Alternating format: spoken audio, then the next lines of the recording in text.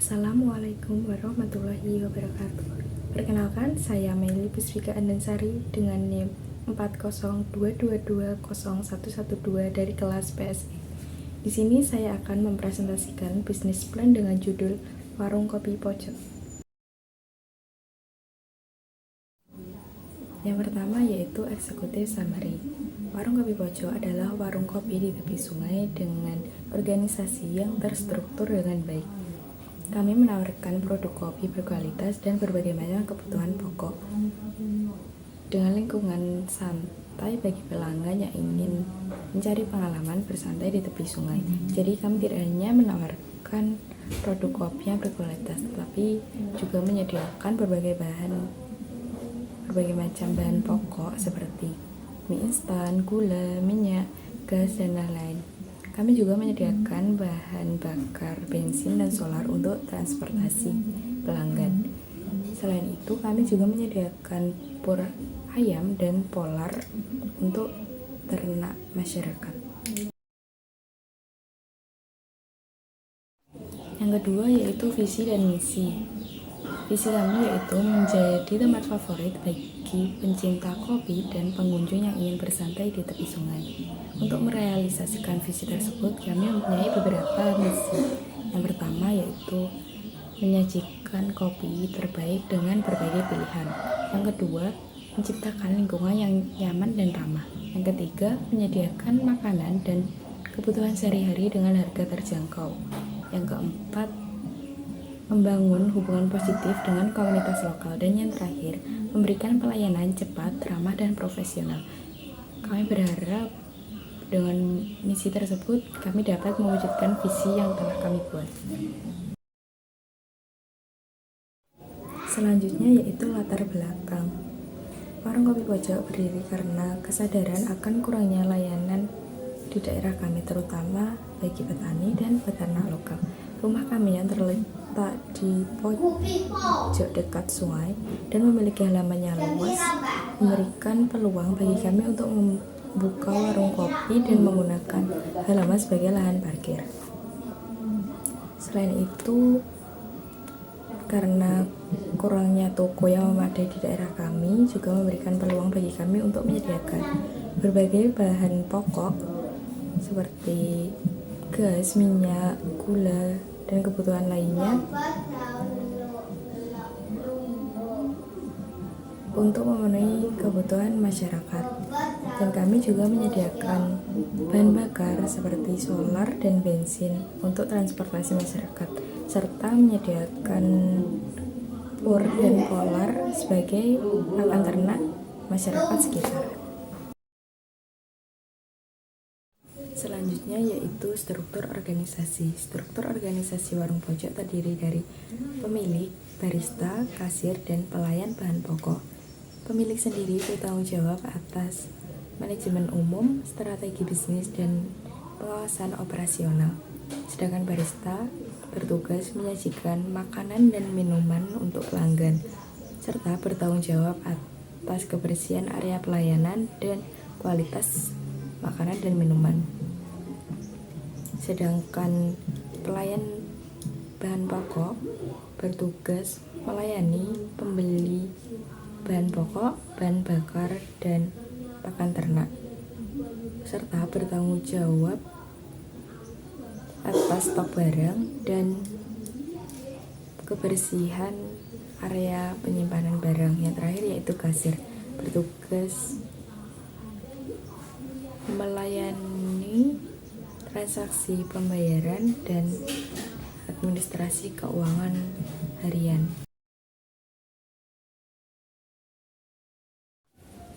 Selanjutnya yaitu rencana pengembangan. Yang pertama, diversifikasi produk dan layanan. Kami tidak hanya menyediakan kopi berkualitas tinggi, tetapi kami juga menyediakan berbagai jenis kopi khas dari daerah-daerah terbaik. Kami juga memperluas pilihan camilan dengan menawarkan keripik dan roti kering yang cocok dinikmati saat mancing.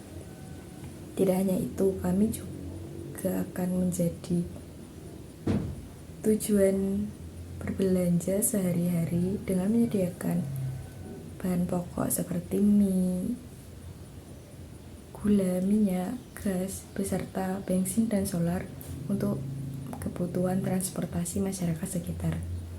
Kami juga mendukung peternak lokal dengan menyediakan pur ayam dan polar untuk kebutuhan ternak mereka. Yang kedua yaitu peningkatan fasilitas. Kami berkomitmen untuk memberikan kenyamanan bagi pelanggan kami dengan menambah area duduk yang luas dan ruang santai di sekitar warung akan menciptakan lingkungannya yang ramah dan mengundang untuk bersantai. Kami juga memperluas area parkir untuk memberikan kenyamanan kepada pengunjung yang datang dengan kendaraan pribadi. Selanjutnya, strategi promosi dan pemasaran. Kami akan memanfaatkan media sosial untuk meningkatkan visibilitas warung kopi kami dengan berpromosi di platform seperti Instagram, Facebook, dan TikTok. Kami akan menjangkau lebih banyak pelanggan potensial.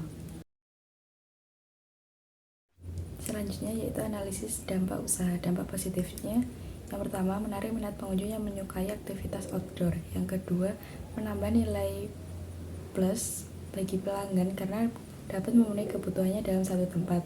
Yang ketiga, kemudahan akses bagi masyarakat untuk mendapatkan bahan bakar dan pakan ternak. Dampak negatifnya, yang pertama, persaingan dan keunggulan kompetitif dari toko sekitar. Yang kedua, resiko pasokan barang yang mempengaruhi keuntungan kami. Yang terakhir, tantangan kualitas dan pelayanan yang dapat mempengaruhi citra dan reputasi warung kami. Selanjutnya yaitu resiko usaha. Resiko usaha dibagi menjadi dua, internal dan eksternal. Yang pertama, resiko internal. 1. Manajemen persediaan. Risiko overstock atau understock dapat mengganggu efisiensi operasional kami. Yang kedua, manajemen keuangan. Terkait manajemen kas dan pengeluarannya tidak terkontrol dapat berdampak buruk terhadap keuangan kami. Yang ketiga, kualitas produk dan layanan yang tidak konsisten dapat menyebabkan kehilangan pelanggan. Yang kedua, resiko eksternal. Yang pertama, persaingan. Persaingan warung lain atau toko serupa dapat mempengaruhi dan menjadi ancaman bagi bisnis kami. Perubahan regulasi yang tidak terduga dapat mempengaruhi operasional atau harga produk kami. Yang ketiga, kondisi ekonomi. Fluktuasi ekonomi yang tidak terduga dapat mempengaruhi daya beli masyarakat dan aktivitas bisnis kami. Selanjutnya yaitu perencanaan, analisis pasar, dan pemasaran. Yang pertama, pemahaman segmen pasar. Kami mengidentifikasi dua segmen utama, yaitu penduduk setempat yang membutuhkan produk kebutuhan sehari-hari dan pengunjung yang datang untuk menikmati waktu di sekitar sungai. Yang kedua, strategi targeting. Kami menawarkan produk berkualitas untuk kebutuhan sehari-hari penduduk setempat sambil menciptakan lingkungan yang nyaman dan menarik bagi pengunjung sungai. Posisi di pasar. Warung memposisikan diri sebagai solusi lengkap bagi masyarakat. Dan terakhir, persediaan produk dan layanan. Kami memperhatikan setiap detail dari produk dan layanan yang kami tawarkan. Selanjutnya yaitu rencana strategi. Ada dua, yaitu segi harga. Dibagi menjadi 3, analisis pasar. Kami menetapkan harga yang kompetitif dari analisis pasar untuk memahami tren harga dan preferensi pelanggan di wilayah kami. Yang kedua, penetapan harga yang sesuai dengan penghasilan rata-rata dan daya beli masyarakat. Yang ketiga, program diskon dan promosi yang sesuai dengan kebutuhan pelanggan. Yang kedua, segi pelayanan. Pelayanan berkualitas tinggi menjadi prioritas utama bagi kami dengan melatih staf secara menyeluruh dalam hal pelayanan ramah, efisien, dan profesional. Yang kedua, melatih staf untuk memiliki pengetahuan yang baik tentang produk kami agar dapat memberi rekomendasi yang akurat bagi pelanggan. Yang ketiga, menangani keluhan dengan cepat dan efektif. Yang terakhir, menjaga kebersihan dan kerapian warung agar pelanggan nyaman. perencanaan produk dan operasional. Yang pertama, perencanaan produk yang terdiri dari varian produk kopi lokal khas berbagai daerah dan cemilan seperti roti kering, kue tradisional, dan keripik. Yang kedua, produk kebutuhan sehari-hari seperti gula, minyak, mie instan, gas, dan lain-lain. Yang ketiga, bahan bakar seperti bensin dan solar. Dan yang terakhir, pakan ternak berupa pur ayam dan polar. Selanjutnya, perencanaan operasional. Pertama, manajemen persediaan yang efisien untuk memonitor stok secara real time. Yang kedua, pemeliharaan peralatan. Menetapkan jadwal pemeliharaan rutin untuk semua peralatan yang digunakan dalam operasi harian. Yang ketiga, perekrutan dan pelatihan karyawan yang berkualitas dan kompeten dalam bidang mereka masing-masing. Yang keempat, manajemen waktu.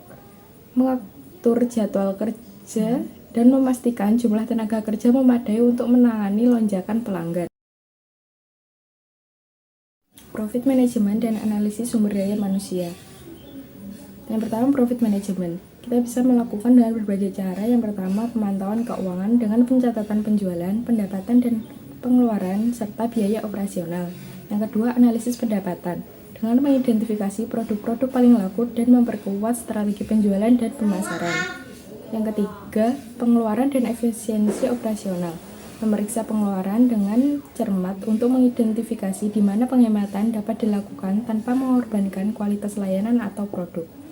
Selanjutnya, analisis manajemen.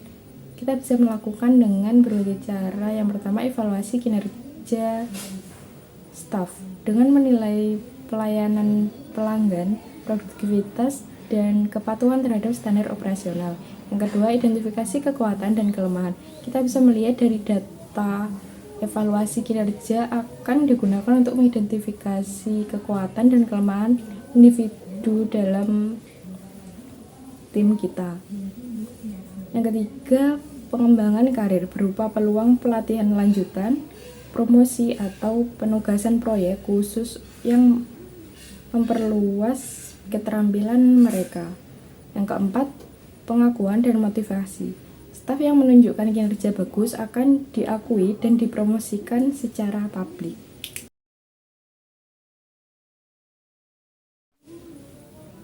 Selanjutnya yaitu perencanaan keuangan dan modal. Yang pertama, pendanaan modal awal. Kami membutuhkan modal sekitar 48 juta. Yang kedua, sumber modalnya berasal dari tabungan pribadi sebesar 28 juta dan pinjaman dari bank 20 juta.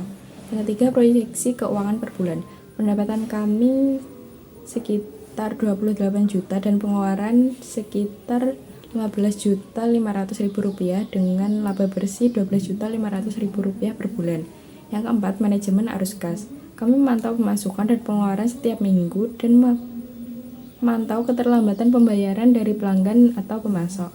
Yang kelima, pertimbangan alternatif pendanaan. Kami mempertimbangkan alternatif pendanaan dari keluarga dan setelah mengevaluasi, kami memilih pinjaman bank sebagai opsi terbaik. Yang keenam, rencana penggunaan modal. Membuat rencana penggunaan modal terperinci dengan memprioritaskan pembelian peralatan warung dan bahan baku berkualitas tinggi serta biaya promosi dan operasional awal. Yang terakhir yaitu evaluasi dan penyesuaian. Mengevaluasi kinerja keuangan dengan membuat penyesuaian setiap bulan dengan meninjau proyeksi keuangan kami, mengidentifikasi area-area di mana kami dapat meningkatkan efisiensi dan membuat keputusan strategi untuk menjaga kesehatan keuangan bisnis kami. Karena saya tidak menemukan gambar yang saya inginkan, jadi saya memilih dua gambar seperti gambar tersebut. Jadi nanti rencananya warung kopi itu akan bersebelahan dengan warung kebutuhan pokok, tapi dengan satu kasir yang sama. Jadi nanti kegiatan yang ada di warung kopi tidak akan terganggu dengan kegiatan berbelanja di warung pojok.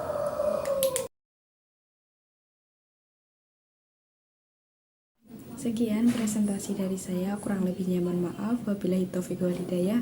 Wassalamualaikum warahmatullahi wabarakatuh.